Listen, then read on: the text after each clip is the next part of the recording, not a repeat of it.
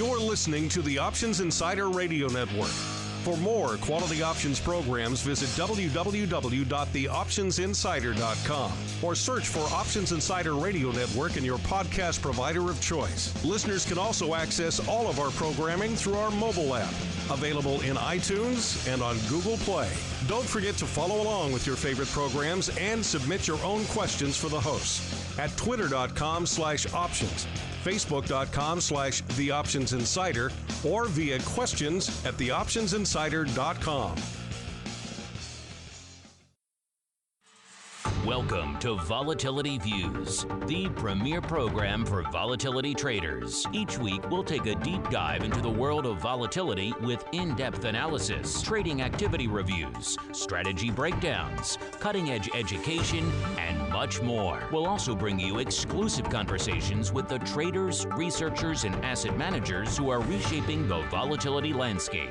If it involves volatility, then you'll find it on Volatility Views. Volatility Views is brought to you by CBOE Live Vol. CBOE Live Vol is the leader in equity and index options trading technology, providing professional and retail traders with the most sophisticated options risk analysis, compliance, and trading tools. CBOE Live Vol offers a broad spectrum of advanced trading technology, including the Live Vol X, next generation execution platform, and Live Vol Pro, the new standard in options trading front ends. Visit livevol.com for a 15-day free trial today. And by Russell Investments, the home of Russell Indexes, which calculates approximately 700,000 benchmarks daily, covering 98% of the investable market globally, including more than 80 countries and more than 10,000 securities. Approximately $4.1 trillion in assets are benchmarked to Russell Indexes. For more information on Russell Indexes and RVX, please visit russell.com/indexes.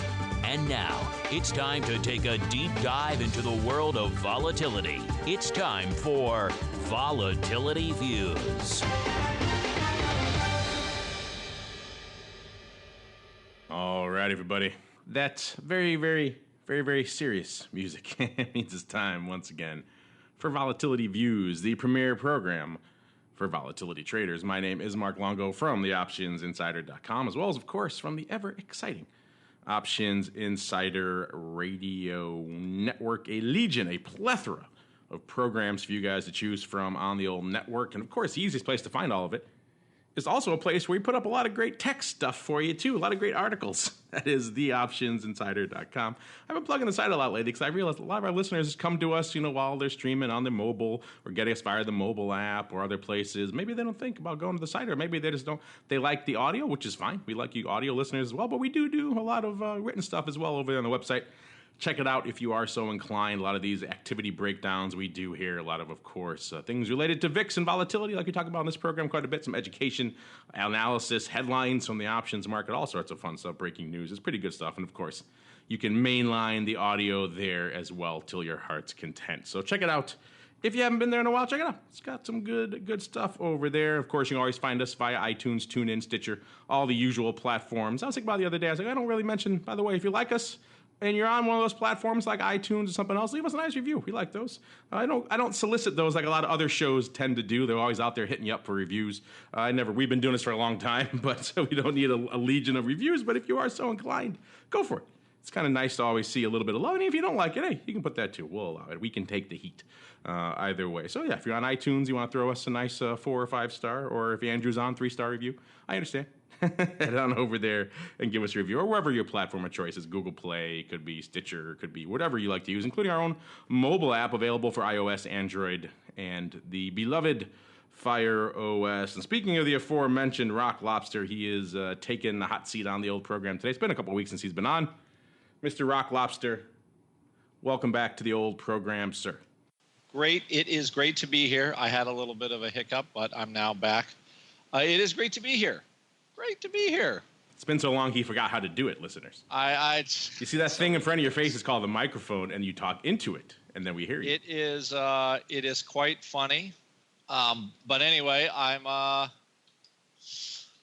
I'm sitting here watching the vol sell off, the vol get bid. Janet says this, blah blah blah. But we'll get into that later. But things are good here in Maine. We're getting a little rain in Maine. Well, the rain in Maine falls mainly on the stain on your deck, which is fresh and new, I know, and now about to wash away. So there you go. Had to mix it up there a little bit. And also mixing it up, we are also joined by he of Corner Office infamy. We're fresh off our live show from a week ago. Hope you guys enjoyed that. I wish we could have invited a bunch of you guys to come see it live. It was, of course, we did it over there at the CBOE. But it was part of the Options Institute, a paid class. So you had to pay for the vol class in order to come in and see that show. But maybe next time you guys can swing down and check it out. It's pretty fun. I think we'll be doing more of those down there. It's a nice little setup they have over there, and they've really done a lot to enhance the Options Institute, enhance their educational facilities down there at the CBOE. So I imagine we'll be back there in short order. And joining us, he is from the Options Institute. I don't think he's beaming in from there this week. I think he's beaming in from parts remote. Mr. Russell Rhodes, senior instructor over there at the CBOE Options Institute. Mr. Rhodes, welcome back to the program. And where are you beaming in from this week?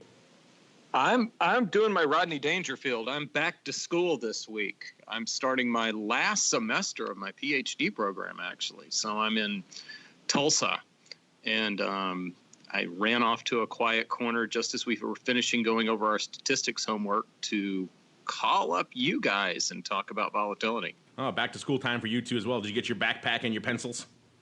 I did. I bought myself a really nice new laptop. I did see that tweet. You got a high-end gaming laptop, so I guess you're going to be doing a lot of hardcore Doom on the road or something along those lines. I just want the thing to last a year. That's my goal. You are obviously pretty rough on the old machines if you're cranking through them about one a year. But you do spend most of your time on the road there, so I could see how your laptop is your main machine. And hey, running all those VIX charts, I guess that live vol really eats up a lot of processing juice on the old machine, burns through them at a record pace. All right, with the team assembled, let's dive right on into our volatility review.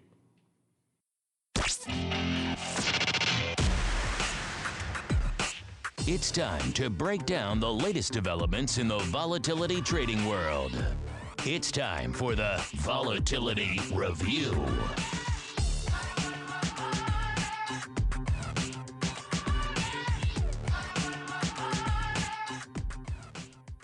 All right, everybody. That rather silly music means it's time for the Volatility Review, the portion of the program where we break down the week that was and indeed still is from a volatility trading and analysis and developments and research and all sorts of vol perspectives. We are recording and indeed streaming live. I forgot to mention again, top of the show, you can join us Mixlr, MIXLR. We stream this show live every Friday, noon Central, 1 p.m. Eastern. You can join us there with the other smart kids in the classroom and stream the show live, get it before anybody else does, of course, and also ask questions, give us comments if you are so inclined.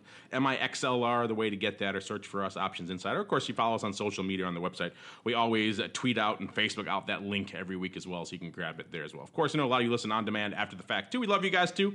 Just want to give you a little extra way to get your vol juice a little bit earlier if you are the hardest of the hardcore. We welcome you hardcore folks there. We love you guys. And of course, it has been an interesting week, as Mr. Rock Lobster mentioned. Of course, we are streaming it live, like I said, noon Central here on Friday, August 26th, for all of you playing along after the fact. And as the Rock Lobster mentioned, Miss Yellen giving us a little bit of juice to close out the week. You know, this is typically the most doldrumy of the summer doldrum period. This mid to late August period is really where there's just not a lot to talk about, not a lot happening, and usually vol comes off commensurately as a result. Yet this week, I think with the injection of Miss Yellen and once again her will they won't they dance has given us a little bit of boost of volatility. In fact, as we are streaming the show and recording right now, we're flirting with that 14 handle, 1396 right now, up about a third of a point out there. So most of the major indices selling off mildly, that giving us a slight boost to vol. And also apparently even post Yellen, people are deciding not to take this vol down, which is kind of intriguing. I think a lot of us were wagering that once she stopped speaking, vol would come in and probably come in rather hard, because when you look at the actual the actual math underlying the volatility. We always joke about on this program about whether or not volatility traders can actually do basic math. Sometimes they seem like they're very good at it. Other times, perhaps not so much. But it's been not exactly the most, shall we say, active period from an actual or realized vol perspective. In fact, Andrew, our old friend Don S., our former co-host on the show, he actually wrote to me this week and said he likes 21-day, I guess realized vol. That's his metric of choice. And he wrote to me, it was on Wednesday, so the 24th. He said as of that point, it was 4.92. That was the lowest he had ever seen for a 21-day realized vol. I'll have to go and check. I'm not sure. That might indeed be the lowest on record. But certainly to Don S.'s long reckoning, that is indeed the lowest 21-day realized vol he has seen. And yet, maybe in light of Miss Yellen, or perhaps in spite of her, perhaps other things cooking, we are seeing a wee bit of juice still out there, which is kind of interesting. Let's start with you, Mr. Rock Lobster. You haven't been on in a while. And of course, 30-day historical vol right now hovering right around a 5. So a fair premium, shall we say, from the cash to actual realized vol. So I'm curious if that caught your eye as well. And what else is catching your eye out there in the world of all things vol? I'd love to say something, but I know Russell's about to jump through the microphone. So I have to give Mr. VIX pride of place. I feel like he has something he wants to say. All right, go for it, Mr. Corner Office. What? Well, thank you very much. I'm starting to enjoy having Andrew on here better than Mark Sebastian. Well, I can never think that Mark Sebastian has ever deferred to me when I had something to say, ever. So, wow, the politeness is just killing me. No, I'm actually on a 2-week break from the exchange, but that doesn't mean that the exchange is leaving me alone. And we had a couple of press inquiries this week about how low VIX is, and my response was what you just said. We're seeing the lowest realized volatility that we've seen in a long time, and I didn't calculate it that way. I just know that we've had, we were on the heels of 30 plus days where we had moved less than 1%, which was some kind of a record. But the story going around some of the trading desks in New York, where they just don't seem to understand options, was that the advent of the shorter dated SPX options was having a dampening impact on VIX. And I think if that were true, with the extremely low realized volatility that we're seeing right now, VIX would be under 10.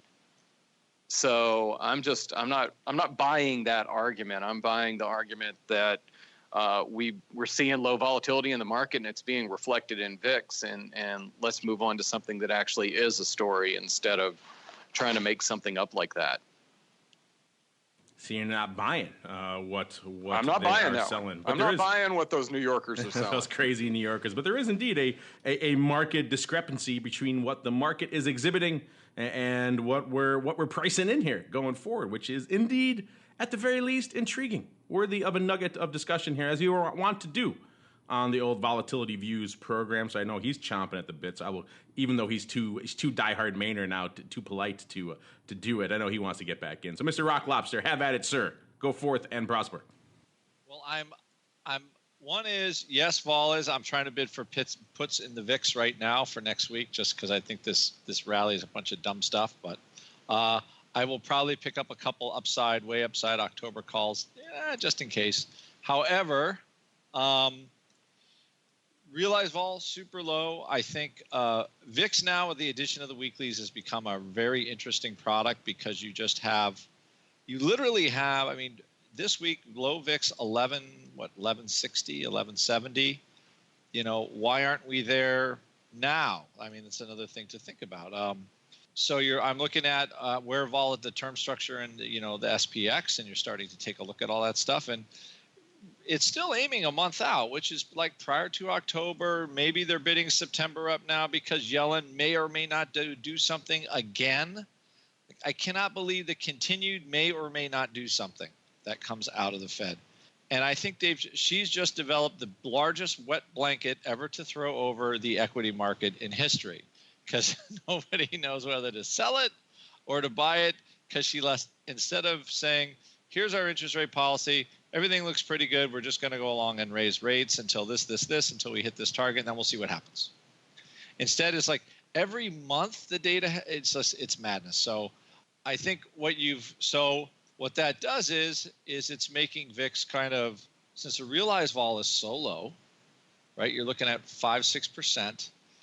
You get like the slow kind of grind down for equity vol, like grind. And then there's some little pop, and then it goes back up again a little bit. And then we have grind down. So what makes this interesting is actually the VIX weeklies, because they're looking at the index, and we're having kind of these, just markdowns for the cash. There's no reason for VIX to trade. VIX is going to hold 14 for the next month while we're waiting for somebody else to say something. I have a hard time believing that. That doesn't mean it can't happen, but we should be 11.5 by, on Monday again. And then we're going to sit there and just contemplate our navels. So I think that is the weeklies have made it a little bit more interesting because there's a little bit more bounciness. Remember, VIX is a 14 handle product. When it goes from 14 to 12, those are relatively large moves. And especially, the way those futures react. They've added a little more game. It's been a little more fun to trade, and to be able to just trade, hedge, do whatever with the product as it is now. So there you go. Take it away, Russell. You bet. You mentioned Yellen. When I was starting class this morning, one of my coworkers at CBOE is actually doing an MBA at at Notre Dame. And they were talking about the CME's FedWatch tool this morning, which I really wish CBOE had that because it's a really cool thing to look at. And yesterday, they basically take what's going on in the futures and the futures options markets and determine the percent chance of where rates are going to be at the next meeting. And this morning, it started the day at about 82% chance they're not going to do anything. And it dropped down to a 70% chance that they're not going to do anything, which is 30% chance that they're going to hike. I will bet you, we always have the crystal ball with VIX. I'll bet you that 70% number goes back up to 80 or 90% next week as we contemplate our navels. Which I love that. Just love it. That might be a title for the program. We'll see.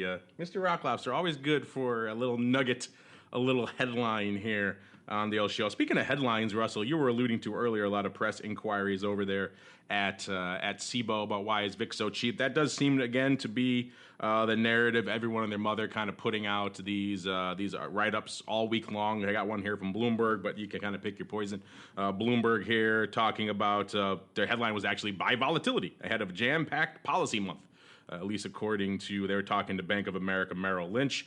They talked to Bank of America Merrill Lynch. Easy to say that 5 times fast. They say their risk assets are up 15 to 20% since February. There's a big policy month. They recommend buying volatility. They also talked to, I think, their head of equity and quantitative strategy.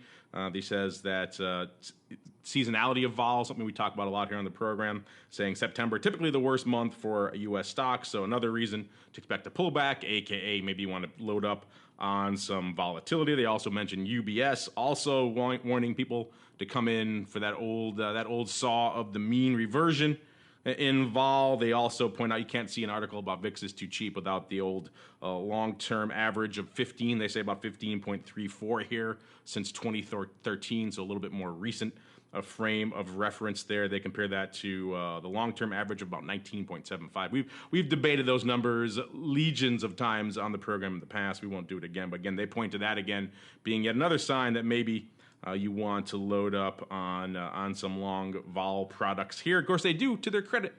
A lot of outlets, and Bloomberg is one of them now, are also mentioning at the same time they say that, they also say, hey, don't go pile into VXX, and they list all the reasons about contango. So I do like seeing that, because usually a typical retail guy sees an article like this, and what are they going to do? They're going to go buy VXX and maybe slap it in their IRA and forget about it. And, as we've said many times here on the program, do not do that. Not a good trade. But that said, Mr. Russell, you are clearly right. This is the narrative. I just find it interesting that realized vol so low, and yet we can't really seem can't really seem to crush this vol, which is kind of interesting. I thought certainly post Yellen today, we would see us at least back down in the 11 handle. And yet, as we are streaming and recording, listeners, the nearly 14 level is holding strong. That said, Mr. Russell, we heard your interjection before, but we haven't heard what's catching your eye this week aside from debunking those weekly VIX rumors coming out of New York City. What else is catching your eye, sir? Well, the first off, the weekly thing was about the weekly SPX. I'm sorry, SPX. I meant SPX. Weekly. Okay. That those were altering the volatility, behavior of the longer dated. 30 days is now long dated options. The other thing was kind of an interesting tidbit that somebody threw in front of me, and it's forward looking into next week. They noted that out of the last that at 4 of the last 6 Fed meetings, the chairman has spoken, and at each of those 4 meetings, the market has been higher the following week. And the 2 times that we got no guidance from the Fed chairman at the Jackson Hole meeting, we actually sold off. So there's another argument for Andrew's lower volatility and getting the lint out of our belly button because we're so bored next week. Got to get that lint out. Speaking of which, we liked as we're streaming the show live to put out little flash polls here. We put one out here just now for vol viewers, asking you guys what you think. This is obviously the big talking point right now from a vol perspective. We're hovering right around a 14 in the old VIX Cash. What do you guys think? Fairly priced? Too rich?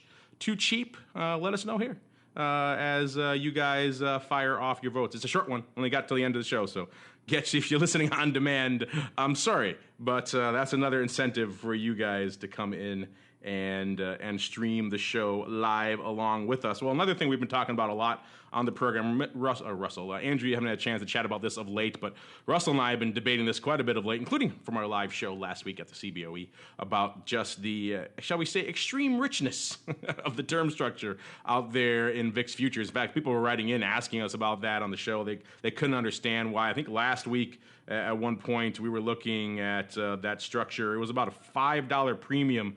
We were looking at the OCC future versus the cash that has come off a wee bit, shall we say, this week as VIX moving on up to the east side here. It's only about $3 right now, but it's still an interesting structure. I'm sure you guys over there in the land of the pit chat have been debating that endlessly. So what are your thoughts here on what we're seeing out there in VIX Futures land and the fact that we're not quite as steep as we were a week or two ago? Well, they're starting to mark VIX up again. That's why they stay so steep. Why the futures stay so steep? Because that cash gets to some silly level, and the VIX, the future traders like, well, we're not taking it down there. There's all kinds of different trades around that, but now I would say like the VIX versus Sep is probably a little more normal if actually, where are we trading? Like 14.17, and we have a 15.30 future. So what you've seen is basically almost all of the move up in VIX, and actually what did we trade? 12. We hit the 12 handle this morning, I think. All of the movement is basically being absorbed by the future. We're seeing not very much future movement, although they're definitely up a little bit. So you're in this sort of weird spot which I kind of call zone 1, where you're in the lower part of VIX. So most of the activity in the vol products and in the VIX options are going to come from sort of future decay until sort of the last few, at least with the new weeklies now, with the last few days. It's very hard to get, a drop, a real drop in VIX. It's not going to go to 9. It's not going to go to 8. It might go to, the mid-11s. It's hard for it to go lower than that. So, the action is kind of truncated as you kind of get to here. Meanwhile, you still have sort of the back months in the future sort of drive, the Sep and OCC are driving the vol product. So those are still decaying a little bit. But the reality is you still have 5% vol. So the cash part of VIX can really hit the skids very fast. And, I don't want to own it. I guess they're bidding it up today, and I think it would make an okay vol sale, maybe some sort of protected fly or something like that. But As far as VIX goes, I'm surprised it's as high as it is, and the fact that we're down. Look, SPY is down 74 cents. So what is that? Oh, the SPX, the cash itself, is down 5 handles. It's still only like, the realized movers are more like a 4 VIX or a 5 VIX or a 6 VIX. So it's what's holding it up. I don't know, but I don't expect it to stay up. That's the bottom line. Speaking of staying up, it's funny, I guess this is why we have a market, because the early votes are flooded in. It's just started voting, but so far we are evenly split on our flash poll here. A third saying it's fairly priced, a third saying it's too high, and a third saying it's too low. So we'll see how that holds. But therefore, that's why we have a marketplace. People are apparently content with the way things are priced right now in the marketplace. Another thing we were talking about, Russell, you and I, in the last couple of shows, one of the driving forces behind why that futures term structure has been so rich out there in VIX land has been the increasing amount of short interest and all the other effects that may have out there in VIX futures. Well, interesting write-ups going up this week and other weeks, kind of debating that a little bit more. We pulled one here from an outlet I'm not that familiar with here, but they quote our old friend Chris Cole. Has been on the program quite a bit. I have to get him back on again to debate some of his recent things, and they have some great charts from Chris going back to the August of this last year. Of course, this is the infamous week of the August 24th meltdown, mini flash crash, aberrance, call it what you will. Outlier day. So we had that this week. So a lot of people's minds were looking historically. And of course, this time last year, there was size open interest in a lot of long and leverage long volatility ETPs. Got some great graphs here, courtesy of Chris. And what the writers on this article and others are pointing out is that they're surprised that people are still going out there to surge in selling vol. Of course, getting back to what we're saying, they kind of make the analogy of our old favorite floor euphemism of picking up pennies in front of the steamroller, of course. And it does have that potential if we do indeed aggressively mean revert. But as we said here on the show, with realized vol south of 5 or 5 or south, depending on your frame of reference there, maybe it isn't that scary. But that said, Mr. Rhodes, you think that's still driving this futures term structure here? And have you been equally as fascinated by our friend Mr. Rock Lobster by the evolution of the term structure since the last time you and I sat down to talk about it? Yeah, it's interesting that it's the futures have maintained a little bit of a spread even with the index catching up somewhat. I just think that everybody is a little bit, regardless of how low the realized volatility is, a lot of traders are it's kind of like one of the old school Jamie Lee Curtis Friday the 13th movies. The cat jumps out from the window or something like that, and everybody jumps. It takes very little to get volatility, to get VIX in the form of volatility going, and the traders are aware of that, and that's one of the reasons we continue to see these high premiums. It's not necessarily because they believe we're getting ready to get a jump in VIX, but if it happens, it's going to be very dramatic to the upside again because nobody's really expecting it. I know that all sounds counterintuitive, but I just think what it comes down to is not a lot of traders want to be short volatility. Going into this time of the year, going into a ridiculous election, and going into other uncertainties around the world as well. Well, we know no one expects the Spanish Inquisition as well, and we know how well that works out for everyone involved. An old school Monty Python reference for those listeners out there who like that kind of stuff. Moving on, VVIX, our old friend VVIX, still hovering at the, shall we say, the southern end of its recent range. As we know, it spiked well north of 100 recently, up to the 130s, pushing 140 these days, hovering, and it's gotten to the low side, actually, on the downside. It seems to have a floor around the 75, at least in its recent range, and we're hovering fairly near that right now, about 10 handles north at about 86.5 right now out there in VVIX land. Kind of another indicator, perhaps showing that there isn't a lot of pent-up room for VIX to run right now, which is kind of intriguing. We shall see, of course. I think Mr. Rock Lobster already working his VIX puts as we're talking here on the show. We'll see if he can get filled. I think he'd probably feel that could move up a little bit if we do indeed sell off going into the early part of next week. But if this week is any indication, they're not really in a rush to crush this vol, which is kind of interesting. One thing we are in a rush to get to, though, because we all love it, is Russell's Weekly Rundown. Now, Russell's Weekly Rundown. All right, everybody. You love that theme, and I do too, because this is when I get to take my 38-minute break as Mr. Rhodes proceeds to regale us with all of the legions of activity out there in weekly VIX options. Mr. Rhodes, I'll also allow you a little extra kicker, because we talked about it last week, but it was only the first week. So if you want to rope in some of the new Monday weekly SPX activity as well, I'll allow it this week only. You'll allow it? That's really funny, because I actually have some VIX weekly trades to talk about this week. Well, there we go. Since we, we're far enough away from September expiration or standard expiration that you get some interesting activity. It's when, the past couple of weeks we've been easing up on August standard expiration, and when that happens, the volume seems to die off in the VIX weeklies. But today, even, we've got some people that appear to, one guy seems to think that we're going to continue to move higher through the August 31st AM settlement. Somebody came in and bought a few hundred of the 15 strike calls that expire next Wednesday on the open. Another way to play that, somebody actually sold in several lots, several hundred of the August 31st 13 puts and took in 50 cents. So a couple of different bullish trades.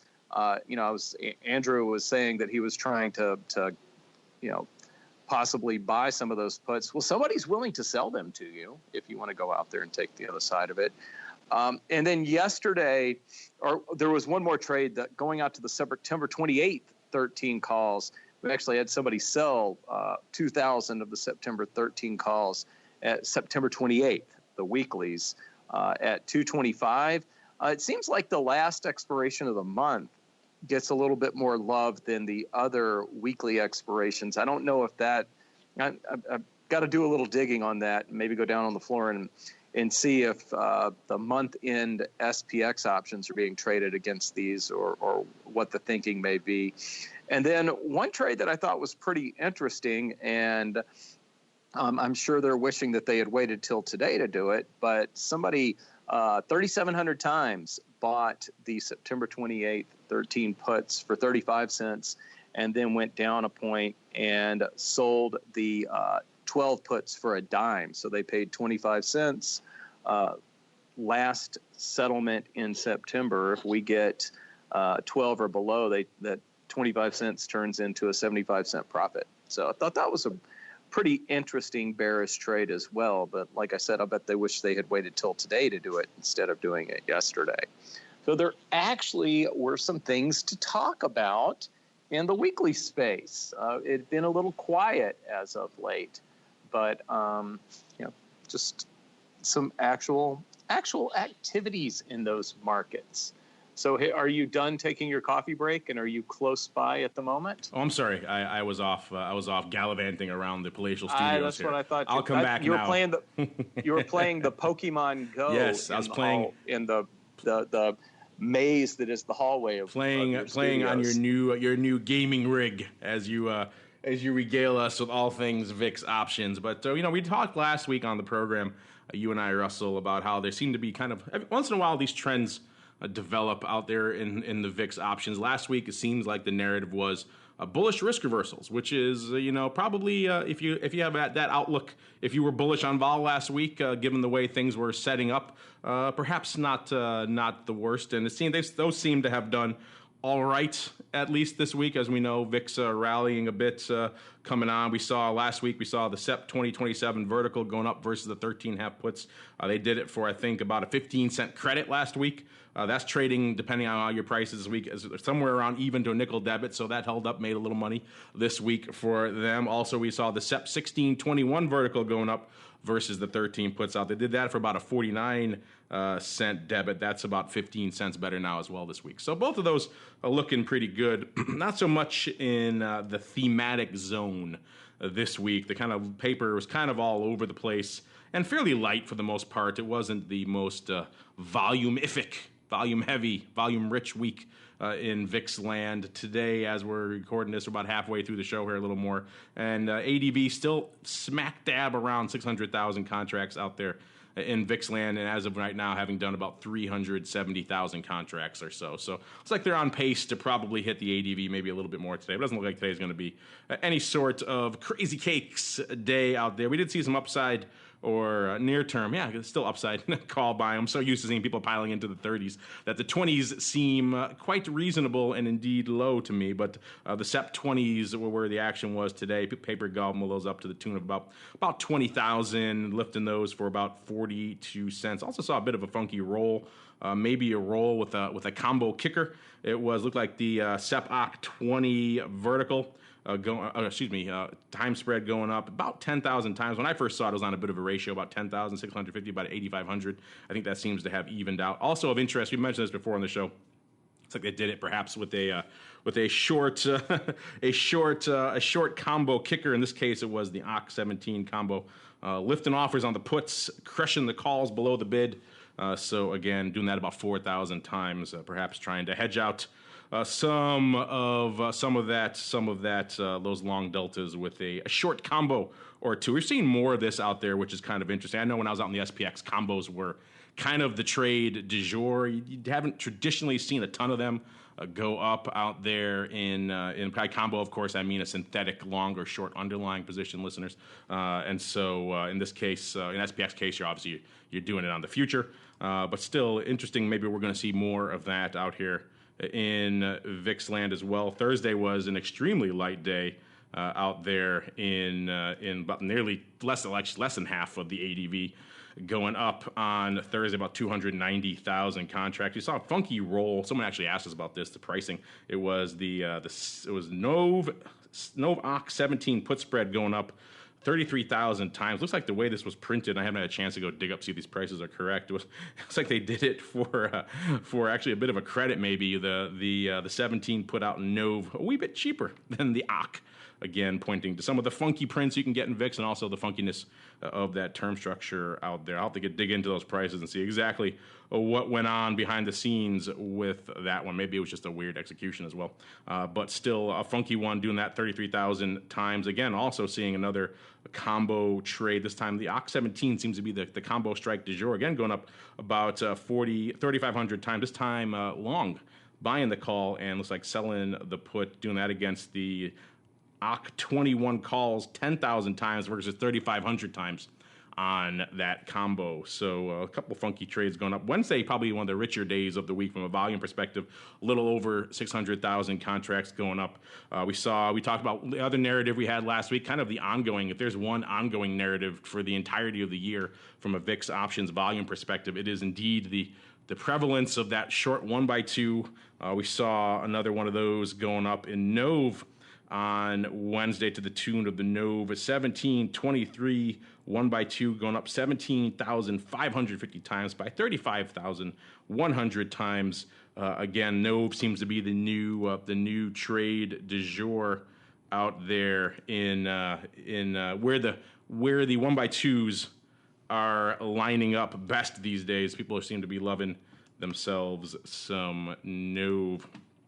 And of course, Mr. Rock Lobster sends me something that completely crashes my system. So while I fix all this stuff, I will instead toss to the Rock Lobster so he can regale us because he's looking at some weekly put buying. I think caught your eye out there in VIX land as well, Mr. Rock Lobster. I did. There was actually a lot of trade right around this week's weeklies. I saw some, or I shouldn't say this August 31 weeklies, where we saw there was some put buying yesterday on the close, and they were closing it all this morning. Actually, they were selling, I believe, they sold the 13 puts, I think, for 50 cents this morning. The 13.5 puts, a little brisk trade on the 12.5. So all a bunch of puts that look like they had a shot as of, I think traders just took their money and sold them out. So we'll see what happens with that.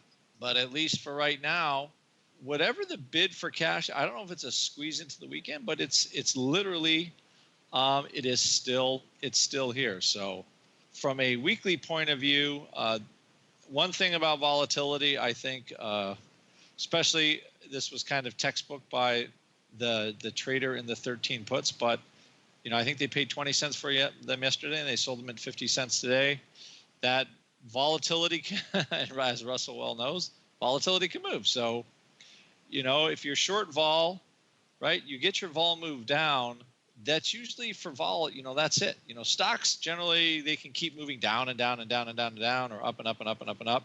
But it's really hard for volatility once it's sort of made its quote unquote move for the day to move a whole lot more. So once VIX is at 12, right, you get that kind of those marks in the morning.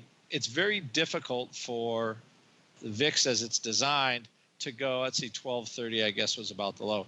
It's very hard for it to go a whole lot lower, because that means that all the rest of the implied volatility would have to be marked down even more. And in percentage terms, it's kind of big. So essentially, if you're buying puts in a vol product and you get the move, it's sort of what you thought happened is going to happen. You sell them. If you hold on thinking for some, massive home run or something like that, into the future, I would say you're taking a little bit bigger risk than you say, basically mostly because of the reverting nature of vol. And I wonder if Longo has his if he's back on. I'm back up. Whatever you sent me just sent everything going crazy here. But we're back up. We have redundant backups, and we are indeed back in action here. Always fun to have things go down in the middle of the show. But like I was saying earlier, Wednesday, interesting day. I was about to say we talk about 1x2s, but it seems like 1x2 rolling may already be in effect. De rigueur out there in vol land, as we see Nove and Dees going up back on Wednesday as well. I said the Nove 1723 versus the Dees 1723. The Dees side went up 15,500 times by about 30, close to 31,000 times as well. So interesting if that is indeed the case. They're already getting out of Nove and piling into Dees, if that is indeed the case. Interesting stuff as well. Also saw some Sep verticals. The Sep 2930. Hesitate to call that a vertical. It's so tight. Usually when you see the verticals going up in VIX land, you see them a lot wider than that. That paper buying that for about a nickel, that could indeed be just closing out of some legacy remnant upside paper we saw out there in good old VIX land. And getting down to Tuesday, size upside was the name of the game on Tuesday, with about 50,000 of the SEP 20s going up. We also saw the OCT 20s, maybe that SEP OCT 20 trade going on. A bit of a ratio this time, perhaps, if that is all indeed lumped together. We also saw about 22,000 of the OCT 20s versus nearly 50,000 of the SEP 20s. I think those were similar time prints. I think those were going up again. So that SEP OCT 20 is apparently where the action is, this time on a ratio. Also, the SEP 19s going up, paper grabbing some of those 15,000 times for, looks like about 53 cents. And Monday, another light day, about 360,000 contracts. And looking at what was the kind of trade du jour, you can call them stupids, call them what you will. October seemed to be the place where they were going up, verticals / stupids. In this case, it was the OCT 2030. Again, pointing back to what I was talking about before, a little bit wider verticals, what we typically see out there in VIX land versus one handle. The 2030 going up, looks like the total of about 11, nearly 12,000 times. Actually, the second kind maybe being a stupid, so maybe paper buying both of those. I'm not sure why you'd be so inclined to buy two strikes so disparate, yet that appeared to have been the case. Of course, sometimes you never know with the prints out there. Sometimes things, lifting offers, it could be a funky print or the way it was executed. Sometimes people like to disguise what they're up to out there in VIX land as well. I'd be inclined to think that is not a stupid, because very rarely do you see a 10-handle stupid. But I've seen stupider stupids before, so listen to the option block if you want to hear more about those. What's lighting it up this week from a hot VIX strikes perspective? The 20s are where the action is yet again. SEP this time, as no surprise, as I was just breaking down the paper that was lighting it up this week. SEP 20s were hot, and Overall this week, they're number one strike with about 316,000 contracts open. Number two, the very close on their heels, Sep 21s with about nearly 270,000 contracts open there. The first put comes in the number three on the list, the Sep 13 put. About 260,000 of those bad boys on display so far this week. And about number four, the Sep 25s with about 256. Then we drop off quite a bit to the Sep 22s for number five. Only 207,000 of those bad boys open. Then the Sep 19. So Sep calls are very much leading the charge. Sep 19s, 200,000 almost even. Then Sep 17s, 192,000. Then we go back up to the Sep 24s, 186. Number 9 is our second put and only other put on the list, the Sep 14 puts with about 173,000, and winding up the top 10, 162,000 of the Sep 30s. They can't give up the 30 hand. I just talked about some verticals or stupids going up with a 30. Collectively, the VIX community cannot give up their love for that 30 strike. They just go after it over and over again. I don't care what month it is. I don't care where the VIX Cash should be printing 9. Someone's going to be loading up on 30s out there. It's just the way this product trades, which is always of interest. Total about nearly 6.5 million contracts open, about 4.6 on the calls, and about 1.9 or so on the puts. Intriguing stuff. Mr. Corner Office, I know we're kind of in the dregs of earnings season this week, but I know you were watching a few earnings names. In fact, I think you had a write-up over there on the CBOA website talking about some tickers coming out this week that are of interest to you, and actually posting some of the vol associated with their recent announcements. Any of those kind of catching your eye you want to regale us with on the program here?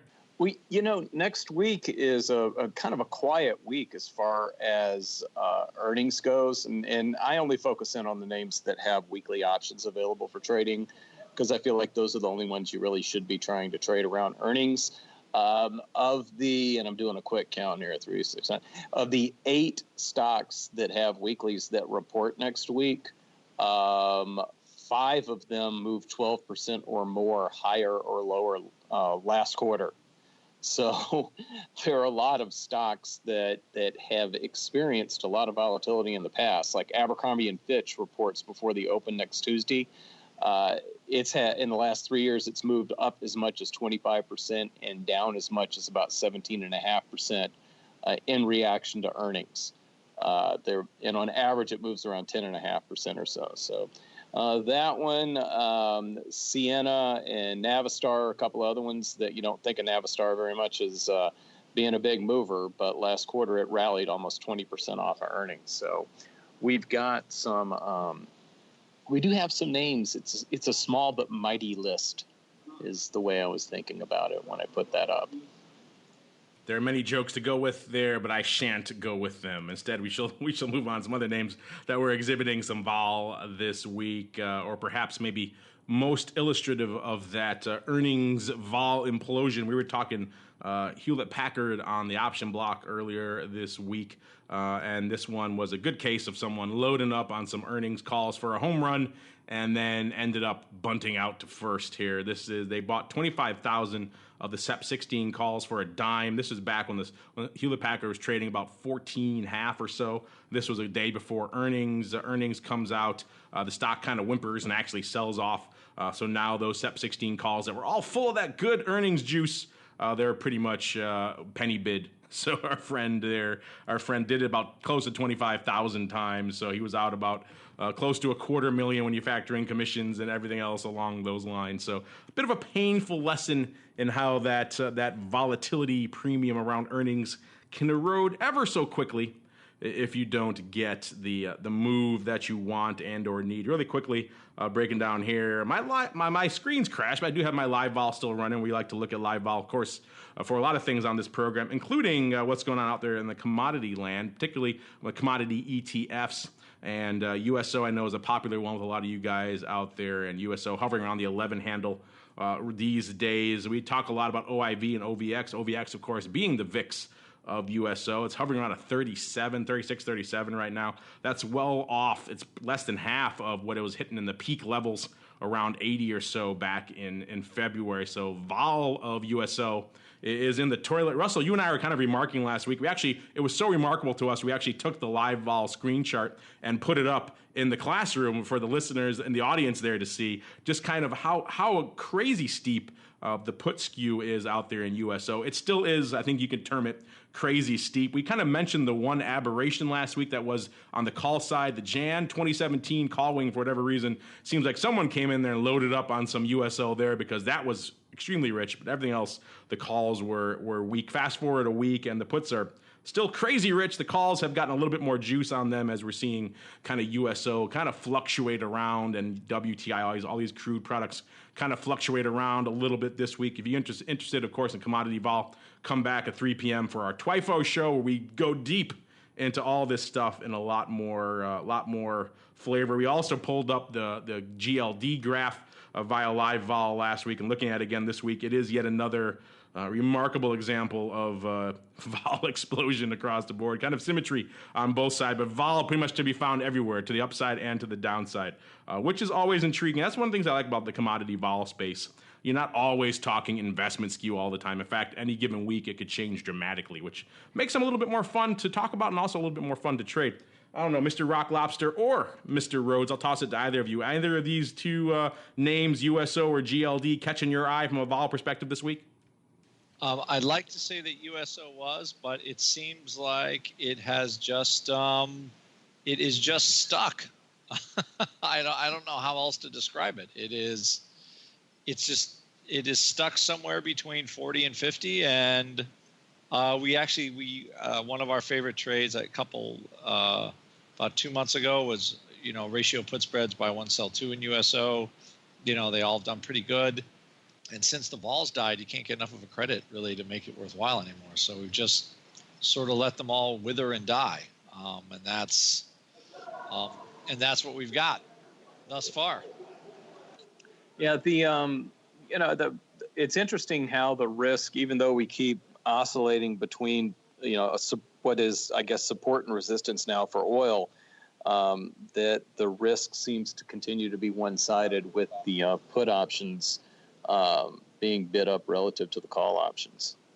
Yeah, USO, I mean, we talk a lot about WTI on our TWIFO program, and that's always been put rich, but USO seems to take it to another level, which is even more surprising given the fact that it's a much cheaper product.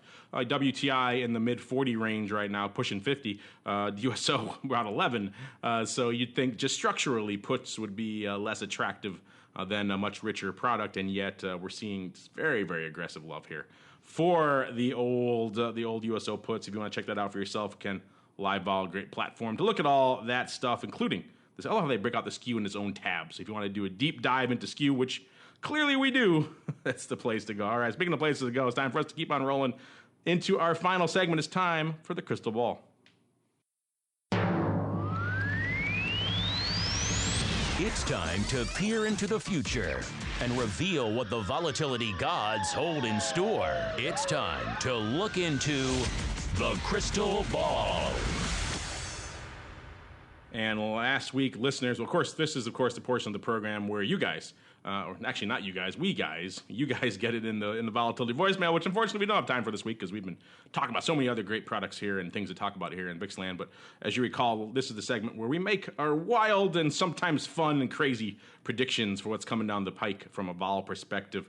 And last week, Mr. Rhodes was the keeper of all things prognostication as he and I recklessly and wildly pontificated about all things vol. Mr. Rhodes, I've given you a few minutes here. Have you had a chance to dig up those? I believe you wrote them down on your pad last week, so you could be the keeper of all things crystal ball.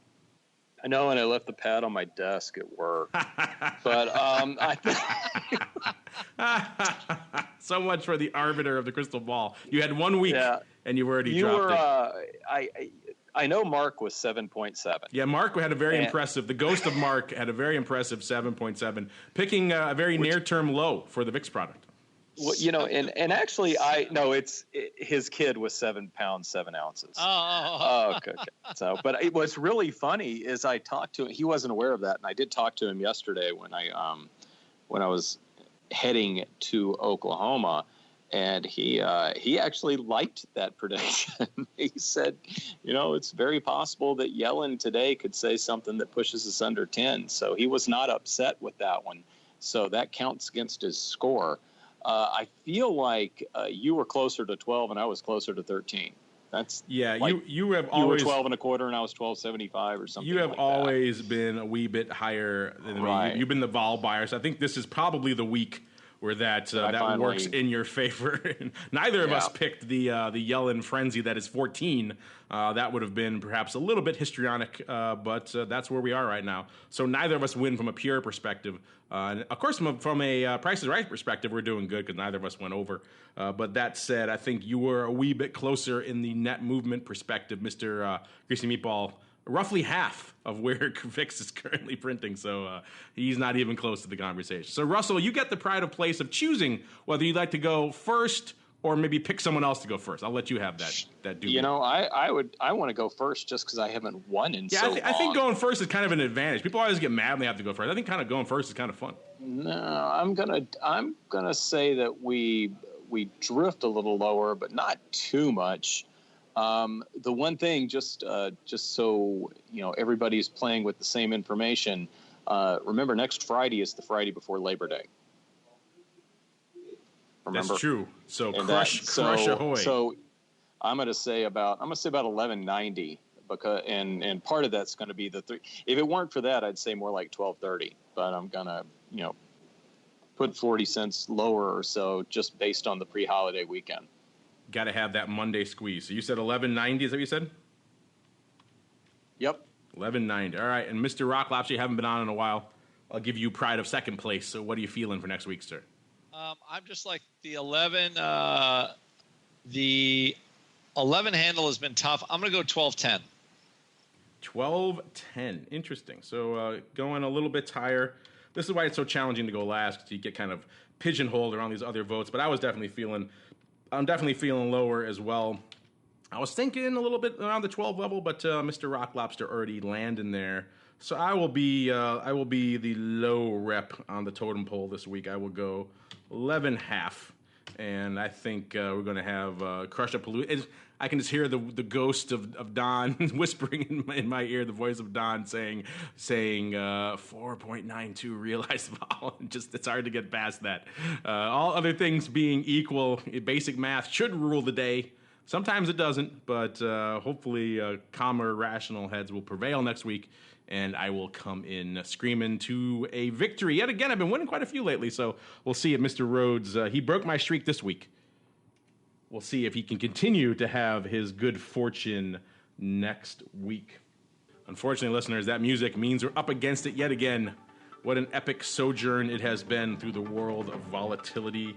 This week, listeners, we started off debating over that endless VIX Cash level. Is it too high? Is it too low? Getting into the VIX Futures, talking about everyone wanting to buy vol these days, which is intriguing given these levels. And, of course, getting into, again, the VIX Futures and how funkalicious they are of late, before rolling on into some weekly and regular VIX options activity, and then wrapping up the vol talk in the equity land with some equity earnings.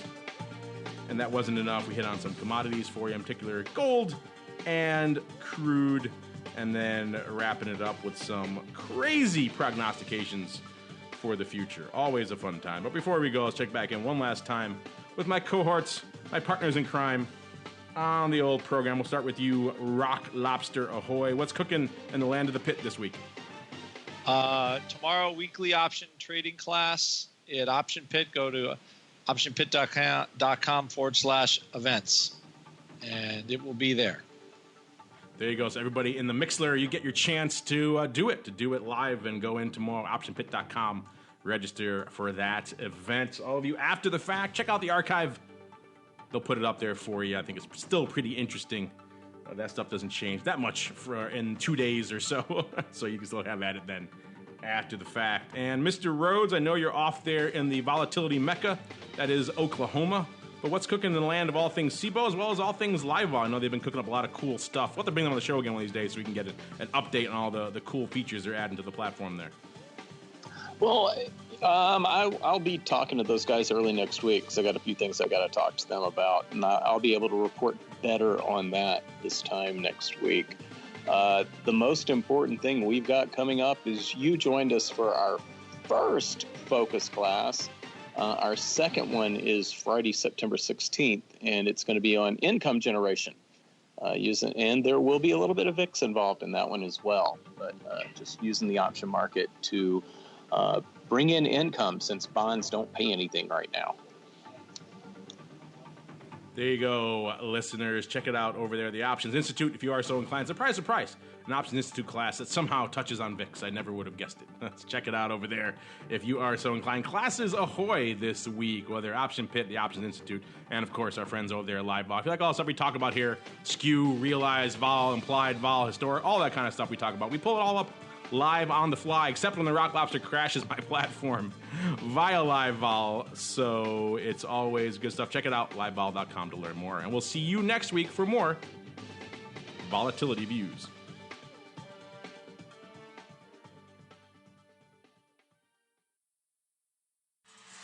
Volatility Views is brought to you by CBOE Live Vol. CBOE Live Vol is the leader in equity and index options trading technology, providing professional and retail traders with the most sophisticated options risk analysis, compliance, and trading tools. CBOE Live Vol offers a broad spectrum of advanced trading technology, including the Live Vol X, next generation execution platform, and Live Vol Pro, the new standard in options trading front ends. Visit livevol.com for a 15-day free trial today. And by Russell Investments, the home of Russell Indexes, which calculates approximately 700,000 benchmarks daily, covering 98% of the investable market globally, including more than 80 countries and more than 10,000 securities. Approximately $4.1 trillion in assets are benchmarked to Russell Indexes. For more information on Russell Indexes and RVX, please visit russell.com/indexes.